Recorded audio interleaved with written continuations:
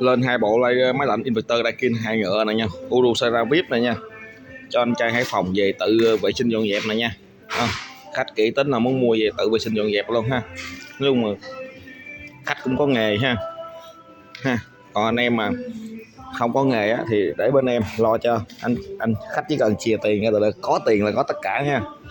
Thì cái này là 2 ngựa, nhưng mà bên em còn là 2 ngựa 75 nha. Bên em còn 2 ngựa 75 với 3 ngựa thì em đang sale rất là rẻ luôn. 2 ngựa 75 giá là 10 triệu, còn 3 ngựa giá 12 triệu. Cái mẫu Urusara ha. Hàng là full chức năng, có oxy luôn, có gió tươi luôn nha.